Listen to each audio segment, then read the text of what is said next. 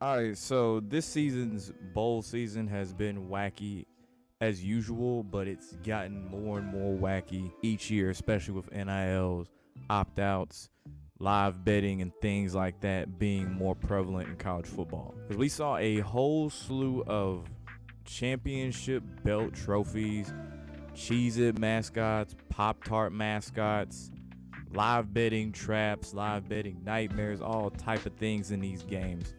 And I'm just going to run through as many of them as I can. But before we do that, make sure you like, comment, subscribe, ring that notification bell, all that good stuff. So to start out, we had UCLA beating Boise State in the LA Bowl, which is convenient considering this is UCLA in the LA Bowl at SoFi Stadium, hosted by Gronk, so you already know this is going to have its fair share of gimmicks in it.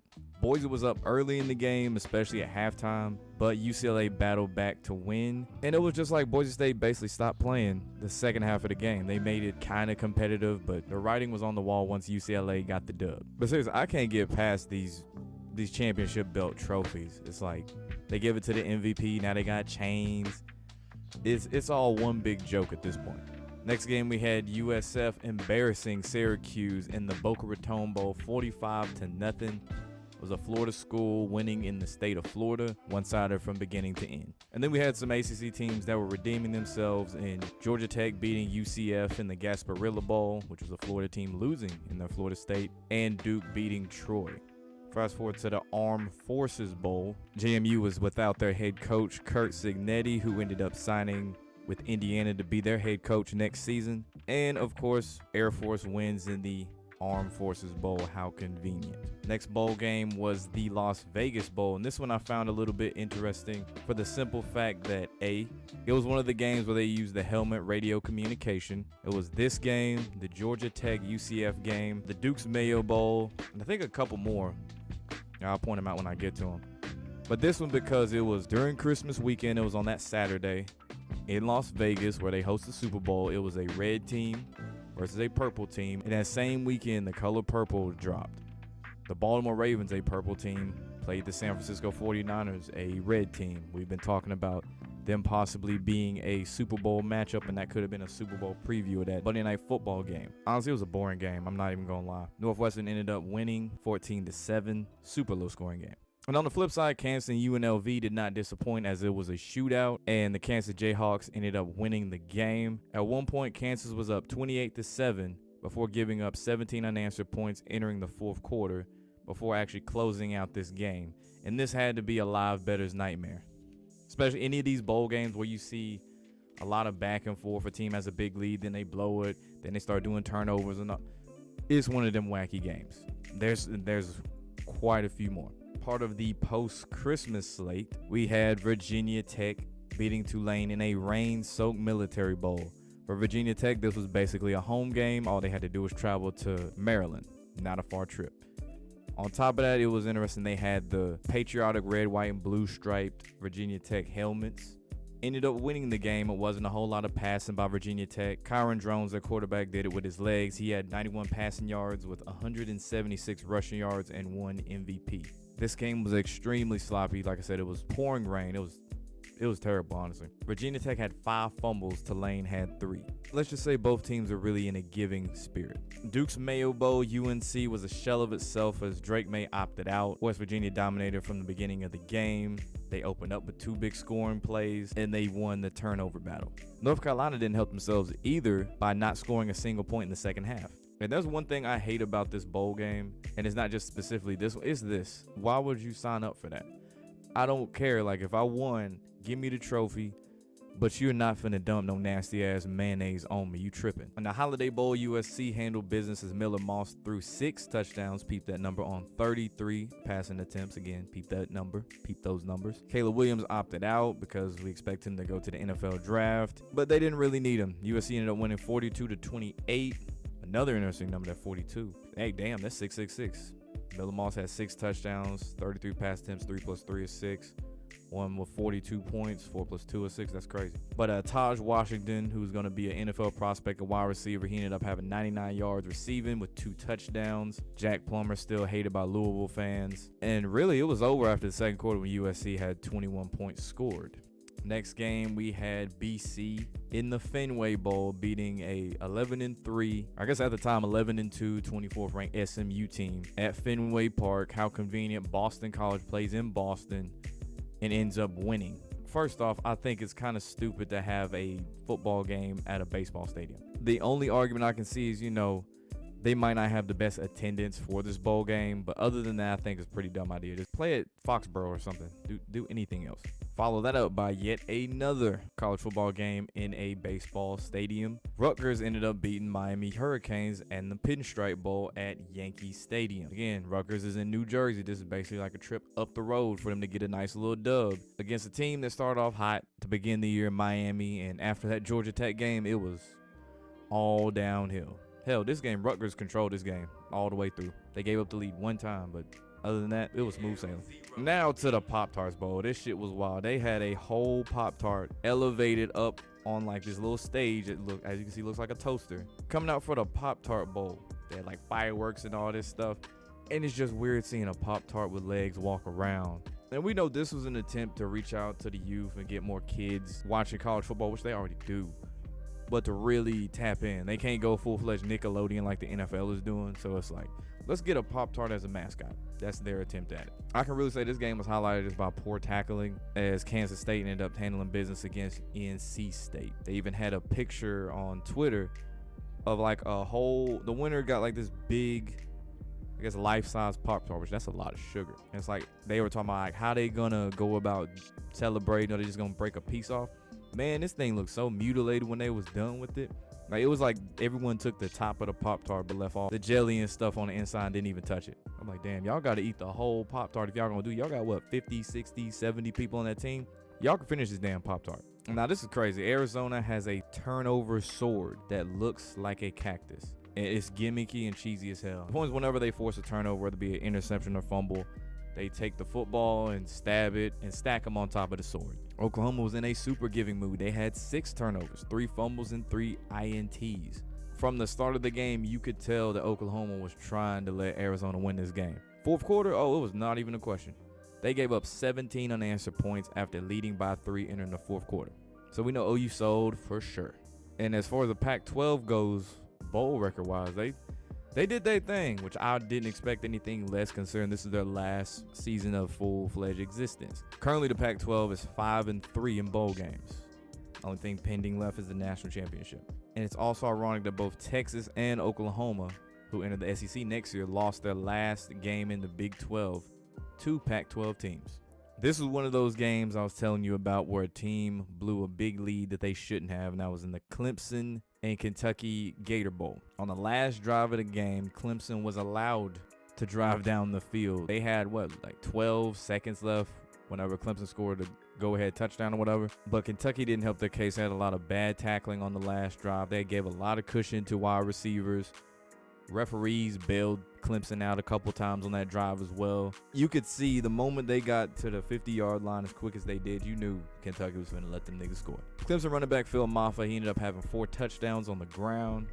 Obviously, he won MVP. And what's crazy is at one point, Kentucky led 21-10 entering the fourth quarter, but gave up 28 points.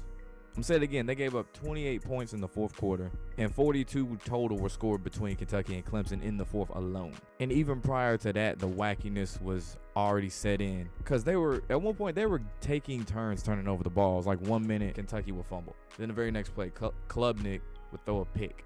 Then the next play, it might be a pick or a fumble. Or that's what it felt like for a good portion in the middle of that game. Just turnover after turnover after turnover. And Kentucky ended up with 5 turnovers. That's wild. That's when you know you're trying to lose a game. This is probably one of the easiest games to pick out of all of the bowl games. I mean, hell, Memphis literally got a home game in the Liberty Bowl against Iowa State. Memphis was a 10-point underdog, but got up early on Iowa State 19-0. Really didn't even look back after that. And Memphis ended up capping off the season with 10 wins, just like Arizona. Both finished 10-3. But I didn't even know Memphis was doing that good this year. I'm not going to lie. I knew they weren't a bad team, but 10 wins quietly, not even ranked. That's wild. Now on to some more Tigers. We had Missouri, who was pushing Ohio State around all game. To be fair for Ohio State, Kyle McCord, he transferred to Syracuse. Marvin Harrison Jr. opted out. He's getting ready for the NFL draft. And Devin Brown, which I thought was a black dude at first, Trying to be a white dude. Wearing number 33 at quarterback. I'm going to say it again, number 33 at quarterback. I wonder where he got that number from. Played for a little bit, got injured, went back to the locker room, came back out, and a lot of the storyline was about, like, is he going to be back? What's going on? Is he going to be healthy? They had Lincoln. I can't remember his last name. But he didn't do good. Like, this was as low scoring as it gets. Missouri ended up winning this game. Their defense took over, did what they had to do. And Ohio State, again, that's what happens whenever you play a bunch of scrub other Ohio teams for most of the year, lose to Michigan, and have to play some real competition. They also had a couple more storylines in this game. They had Brady Cook. They mentioned how he grew up watching Blaine Gabbert and Chase Daniels, who were both former Missouri quarterbacks, lead Missouri to winning seasons when he was younger. Cody Schrader, that was the big one. They've been pushing this one for a while. I say I noticed it when Tennessee played Missouri on CBS. They talked about Cody Schrader because he had a good game. He was a white running back that basically played the underdog story. He was a St. Louis native. He came from D2 at Truman, which is in Missouri. Then he walked on at Missouri, where he would have a record season with 1,627 rushing yards, which is the most in school history. So it's a nice little storybook ending to Missouri's surprise of a season. In the Peach Bowl, we had Ole Miss beating Penn State, more SEC over Big Ten dominance. Jackson Dart and company, they went crazy, and it was a good amount of offense in this game. It's funny how whenever there's a game that is low scoring and it's a boring game like the Cotton Bowl, I like a good defensive game every now and again, but it's a good counterbalance where it's like, okay, this last game was trash, it was pretty low scoring, we'll give you a lot of points. Watch this. I say the biggest highlight though about this was that Ole Miss almost dropped the Peach Bowl trophy. Like, part of it, they got, like, whoever made it's an idiot, but they got the football sitting on this thing or whatever like that. When they like lifted it up, it almost like fell off, and one of the receivers for Ole Miss caught it, and they had to put it back on. Thought that was pretty funny. But yeah, man, Ole Miss is gonna be a team to watch out for next year. They been cleaned up in the transfer portal, getting Walton Nolan from Texas A&M, Tyler Barron from Tennessee, Juice Wells from South Carolina. Like Colorado, everybody know about Colorado in the transfer portal. Ole Miss, they've been utilizing the transfer portal well too, so I'll keep an eye on them too. This is Lane Kiffin's strong suit, paying players. Oh, this is right up his alley. Georgia and Florida State, what is there to say? Besides, I mean, peep those numbers. Georgia won 63-3, those threes and those sixes. But they wanted to make sure without a shadow of a doubt that the College Football Playoff Committee did not make a mistake. Regardless if FSU had 20, 30, however many players opting out, hitting the transfer portal, that's an ass whooping. It doesn't matter. Even if they had their full team, Florida State was still going to get their ass beat. Don't get it twisted. What makes it even worse was the fact that Georgia was already on a second and third string before halftime. They scored 35 second quarter points. Yet and still, Florida State fans are going to cry and complain. More SEC dominance, damn. It's funny how this leads all the way up until New Year's. All that shit kind of stops. Tennessee shut out Iowa 35-0. Deacon Hill was Iowa's quarterback. That nigga must have been eating a lot of food over winter break in between before this bowl game. Iowa's O-line was trash, just like Deacon Hill's play was trash. The backup they put in late in the game was actually making moves with his legs. But yeah, I knew Tennessee was going to beat Iowa's ass. Iowa has historically one of the worst offenses ever. It's crazy they even have 10 wins on the season. Tennessee quarterback Nico Iamaleava, I'm going to say it now. I got to say it. Can't call him Nico Lava Lamp anymore. He going to be special for UT. Like, I saw the flashes here and there. He didn't necessarily wow with his arm. Which, I mean, to be fair, Tennessee's receivers aren't the most reliable. They like to drop a lot of passes. But with what he did, I like what I saw. And I see there's something that Josh Heupel can utilize and build an offense around his talents. I can see that. He had 3 rushing touchdowns, the 1 passing touchdown.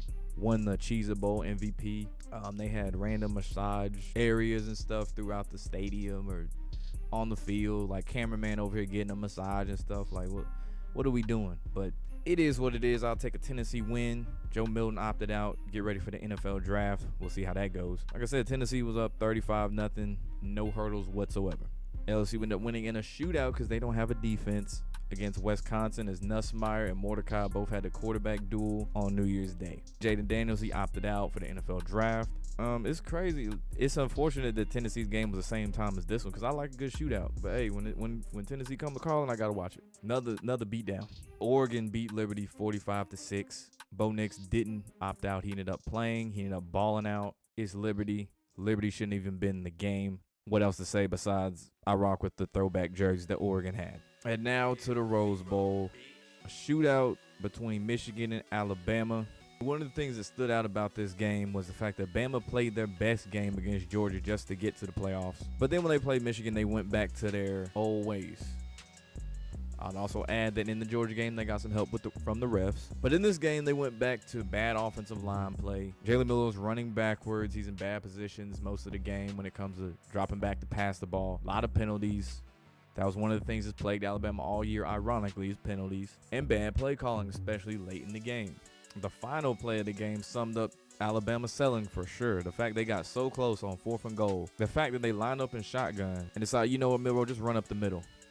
Leave 2 Michigan defenders unblocked so they can get in there and just run. And it was a low snap. I forgot that. It was a low snap, and then let's just run smack dab into this wall. Before the game started, there was a lot of tells that Michigan would end up winning the game. One of the things was they kept focusing on Jim Harbaugh's allegations with the sign stealing. They kept glazing Michigan the whole New Year's Day.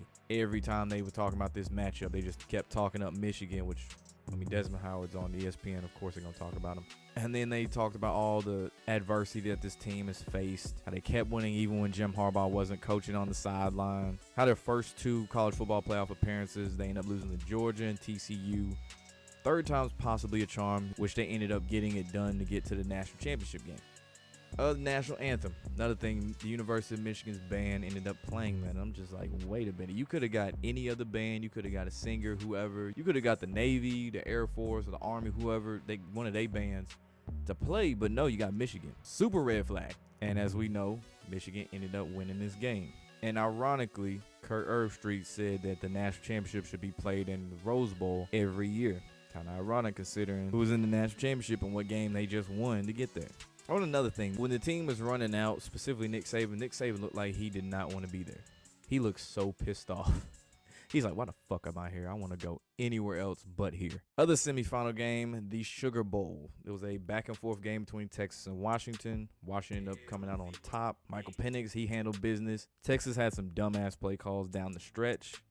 They had 3 fumbles. They kept shooting themselves in the foot. And again, going off, someone had mentioned it last night on the live, the color purple theme here. We see the team in purple ended up winning. Between the 2 matchups on New Year's Day for the playoffs, the underdog was Alabama. They ended up losing to Michigan.